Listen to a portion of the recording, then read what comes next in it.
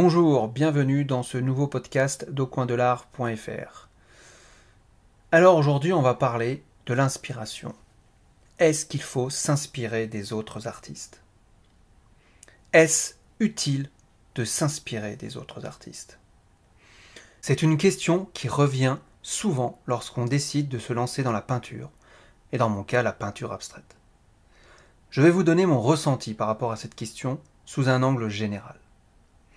Je ne vais pas forcément prendre parti, car cet état d'esprit dépend tellement de chacun de nous et de l'importance que nous accordons à l'honnêteté intellectuelle. Alors, ce qui pourrait me faire dire oui, il faut s'inspirer des autres artistes. Au départ, pour nous lancer, nous avons besoin de modèles. Nous avons besoin, en quelque sorte, de mentors. On peut donc, logiquement, penser que s'inspirer des autres artistes est un passage obligé. S'intéresser avec attention sur les créations des autres est un moyen de s'inspirer pour son propre travail. Et ce n'est pas nécessairement synonyme de plagiat. S'inspirer des autres artistes peut vraiment stimuler votre créativité. Le cerveau, il est complexe. Lorsque nous voyons des œuvres réalisées, pas forcément dans notre domaine, d'ailleurs, notre cerveau l'enregistre. À l'heure où je vous parle, l'inconscient est capable d'enregistrer 4 milliards d'informations à la seconde. Il gère principalement nos souvenirs, nos connaissances, nos apprentissages. Quand notre conscient gère seulement 2000 informations secondes. Agnès Vieira disait « Notre cerveau, au niveau conscient, est un Playmobil par rapport à notre inconscient, qui représente lui la tour Eiffel. » On est donc forcément inspiré par d'autres artistes lorsqu'on décide de créer son œuvre, même si on n'en a pas forcément conscience.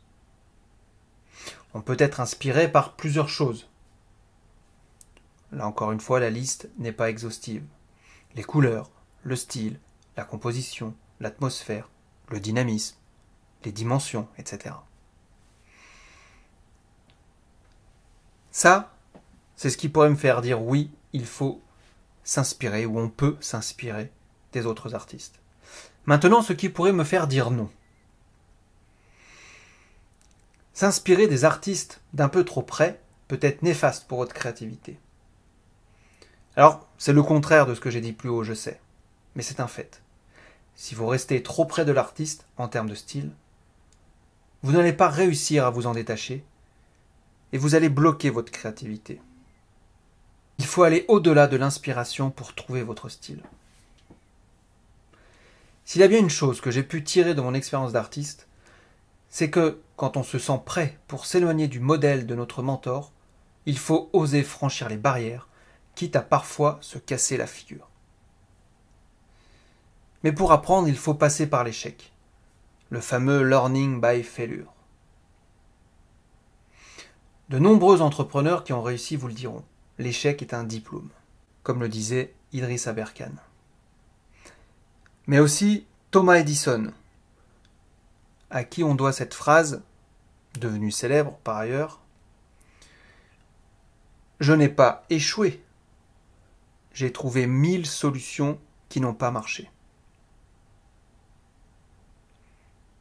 Donc relativisez quand même le mot « échec ». Lorsque vous décidez de sortir de votre zone de confort pour mettre en avant votre créativité. Alors mes recommandations pour trouver votre style. Sortez du cadre, tentez des choses. Faites une compile de tout ce que vous avez appris. Testez, testez, testez, testez encore. Et ensuite, évidemment, réalisez l'œuvre avec passion. Faites-vous plaisir. Vient ensuite la question inspiration ou plagiat. Avant toute chose, il faut définir les deux mots, car ce n'est pas exactement pareil. Alors selon Larousse, le plagiat, c'est un acte de quelqu'un qui, dans le domaine artistique ou littéraire, donne pour sien ce qu'il a pris à l'œuvre d'un autre. En gros, il s'approprie l'œuvre, sans citer son auteur initial. L'inspiration, c'est plutôt une influence exercée sur un auteur ou sur une œuvre. C'est l'enthousiasme ou le souffle du créateur qui anime l'écrivain, l'artiste ou le chercheur. Alors on est d'accord, ce n'est pas vraiment la même chose. Il y a eu d'ailleurs à ce sujet une vaste polémique sur certains humoristes qui auraient plagié ou se seraient inspirés de leurs homologues outre-Atlantique. Si la nuance existe dans la définition, elle reste cependant plus fine dans les faits. Je ne prendrai pas parti sur cette affaire-là. Je vous laisse seul juge de votre pensée.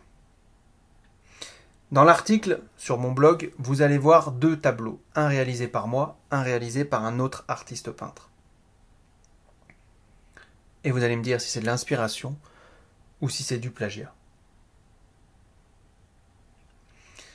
À mes débuts, en fait, je me suis inspiré de l'artiste peintre John Beckley, tout le monde le connaît sur Internet. Un artiste d'ailleurs que j'adore, et à qui je dois mon début dans la peinture grâce à ses vidéos.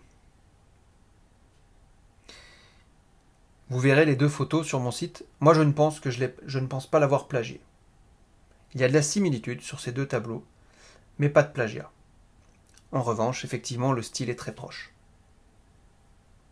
Je vous laisse également seul juge de ces tableaux. Mais voici, pour ma part, les différences que je note et qui sont en faveur de l'inspiration plus que du plagiat.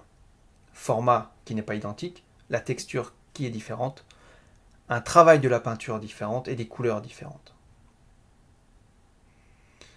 La question est maintenant de savoir si ces différences-là permettent de dire si je m'en suis inspiré ou si je l'ai plagié. J'attends vos avis. Enfin, il faut s'éloigner du mentor. S'éloigner du mentor est devenu pour moi indispensable. C'est comme ça qu'on commence à devenir un vrai artiste.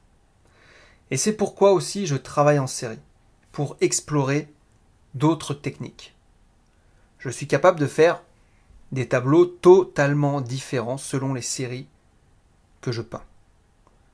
À nouveau, sur l'article de mon blog, vous verrez 3 photos de tableaux différents qui sont tirés de séries différentes. Et en fait,